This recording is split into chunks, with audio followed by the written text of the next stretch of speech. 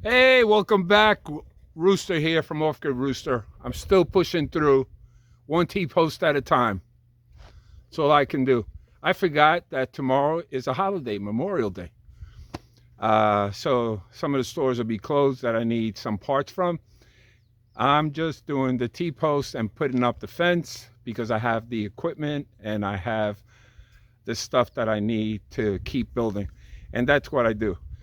Come Tuesday, it'll be back into shopping for what I need for the pump and getting the stuff I need for my van, which is the uh, oil change, so I can do that also. But here I go. I'm going to put you up here to do this. It's hot. It is hot. It's over 100 something degrees right now. And I put all these T-posts in, and I have one more to put in, and then I start putting the panels up. And then from the panels, I go to the, how do you call it? With the chain link fence that I have right there. So I'm going to put those panels up on that side and then start putting the panels up across here. And then that fence is coming all the way across. So you can see behind me, I put all these posts. I put 1, 2, 3, 4, 5 on this. I have one more to do that I finished. And what I'll do is either put the fence up on this side or start framing the goat pen. I have all these pallets that I'm going to start forming the square, anchoring it down. And then when I get this concrete on Tuesday, what I'll do is I'll put concrete in between near that so they can't move it. And I'll start putting the cross beams. If I don't do that, I'll use the boards that I have, the 2x4s, the 2x6s, and everything. And I also bought the joist to do the framing on the roof. Once I get that, I'll utilize those metal panels on that side to put on top to extend the chicken coop. So I'm working two areas at the same time. I'm working the goat and I'm working that. And I just do one as far as I can get, and then I move over to the other side. It's coming along. I'm just pushing through. It's hot. I do maybe 1 or 2 posts because it's hammering it down, and you'll see what I'm doing. But it's coming along. It's coming along faster than what I think that I give myself credit for. So just join me. Don't forget, subscribe, please. I need subscribers. I need maybe about 15 subscribers to reach my 1,000 viewers. And if you can share these videos, I would appreciate it. Check out my links and check out my membership page.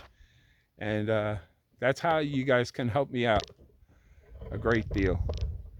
Let me see if I have this positioned correctly. Okay, here we go.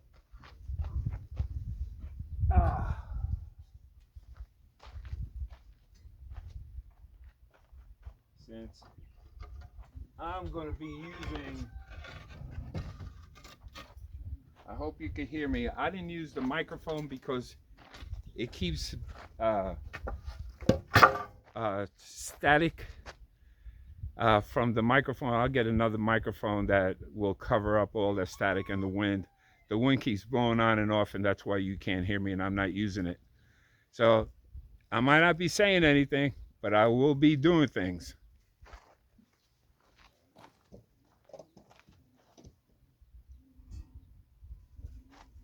These are 10-foot poles. I usually stick it in to that flat part. That's all I need to do to support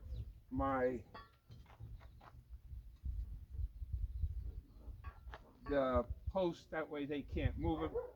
It's a straight line. I already measured it. I already marked it down.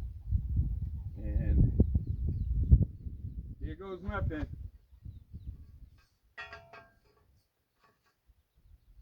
I have to make sure these posts are straight and these little knobs are on this side. That's where I'm going to do it. That way they can't push. If an animal comes here, if one of my goats come on this side, they can't push it through, and then it gets dislodged from the back, and then they go through my chicken coop. I'm also putting, when I start the chicken area, some pallets, the black pallets that I have that are metal and plastic on the bottom on top of these railroad ties, and that way the chickens, or if any animal comes in, they can't go through, or anything can't dig in on it. So here goes nothing.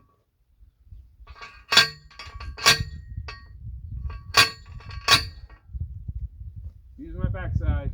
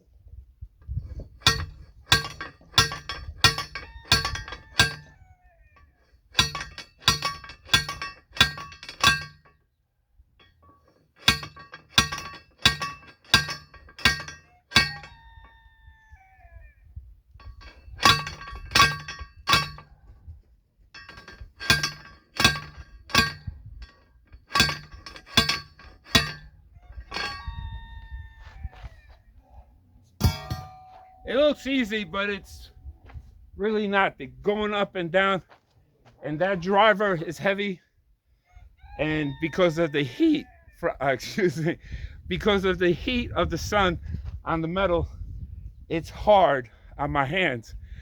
I don't like wearing gloves doing this because it keeps sliding, so I have to grab it and ram it as hard as I can so I can do it real fast. But you can see the color of my hands, and that's from the paint. That's not from the heat burning my hands, but it's just warm to the touch. It's not really hot that it burns. So that's the post that I'm putting up, and that's the end of the post. I have to hammer it a little bit, drive it in a little bit more to get it even with the top. I do it by eye, and I'm always maybe a quarter of an inch or so difference. Once I put the fence is straight, and then I'll hammer it in just a little bit so it looks aesthetically pleasing. As long as it's good, it looks aesthetically pleasing to the eye for me, people won't even notice the fraction of an inch. If I go around, they're all straight. They're all straight from the top. And I just keep going around and get it done. So I don't put another one, because what I am going to do, if you can see it, this is the end of the last post I'm doing. Once I put the pallets across this way, okay, I'm going to put two, one on the bottom on the ground, and then another one on top. The one on the ground, the first one I put, I'll take a T-post and drive it in sideways, hooking it to the wood. That'll hold it in place. That's how I did this. You can't move this. Winds won't knock it down. I have some concrete on it, and later on in time, instead of leaving it like a dirt floor, I am going to put some concrete on it That way it could also help the goats trim their hooves. So I'm thinking ahead of time. There's small areas, so I could do one at a time.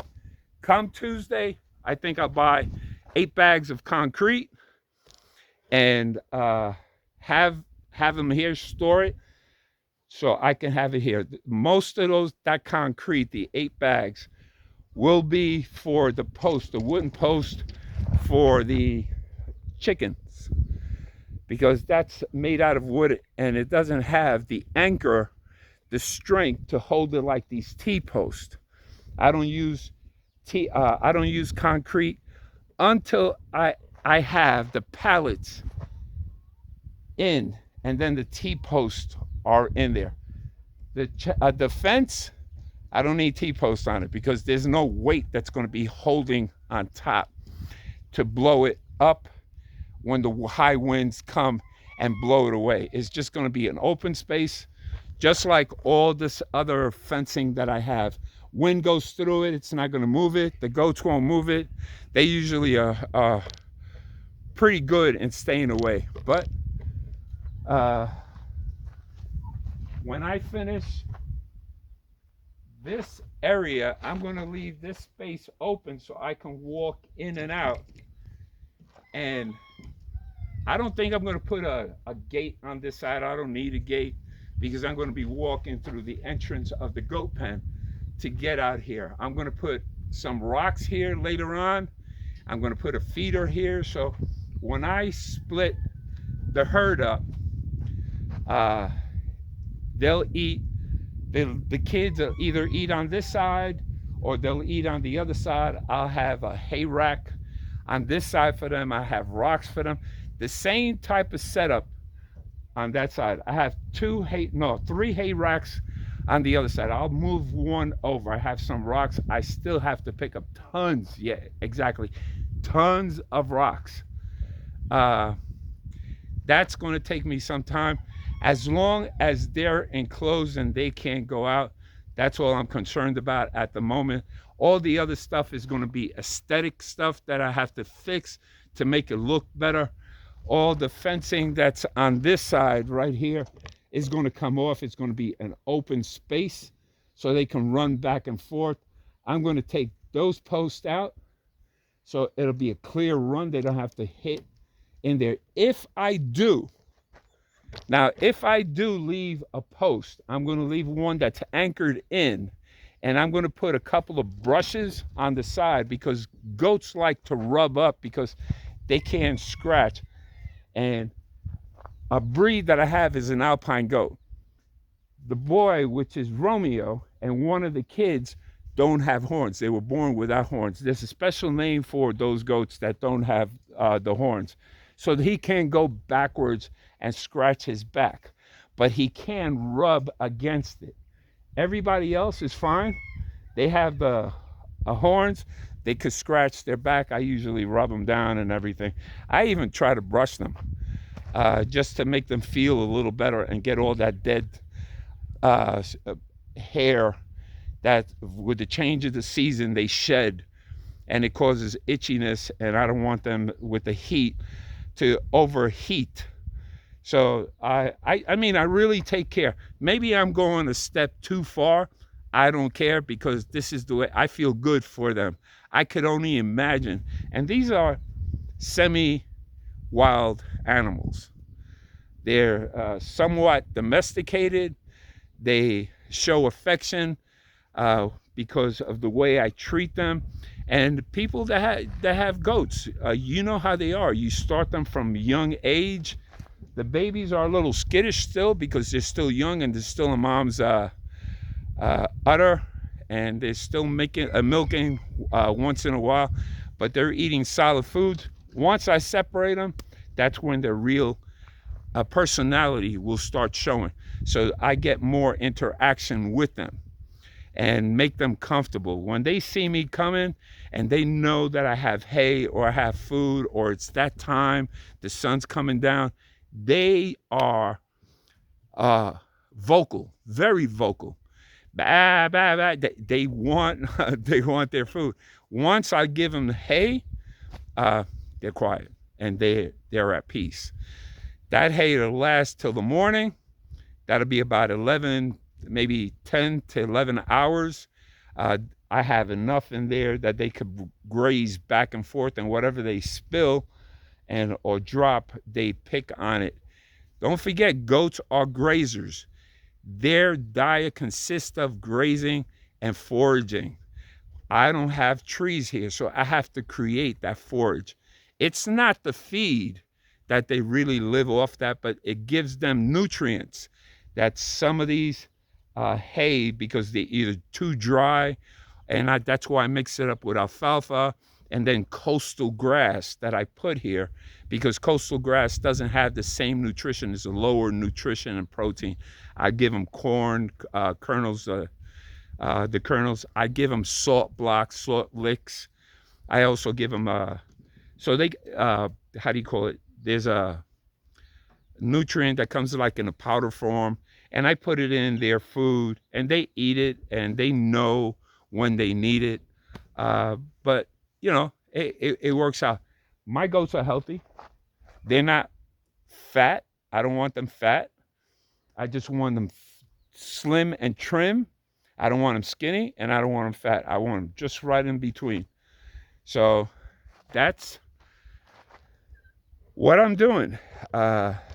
Maybe if I start tomorrow, because it's getting hot and the sun's in my face right now, I have to move this out of the way, and then I'll start with the fence to roll it down and do that. You'll see that maybe tomorrow. Thank you for watching, and again, please subscribe, share, so other people can subscribe, see my channel. I really appreciate it. You guys have been working really hard. Believe me, a lot of you people out there, I wish I could, maybe one day I'll throw a little get together, and if you're out this way, you come out, and maybe I'll do a little barbecue for you guys, so we could do it. But that's down the line. But I'll get things done. Thank you again. God bless you. One day at a time. What you see out of your eyes, you cannot change. You can change how you handle things. And I continuously push through. I get tired, but I always push through. I get it done. Thank you. See you soon.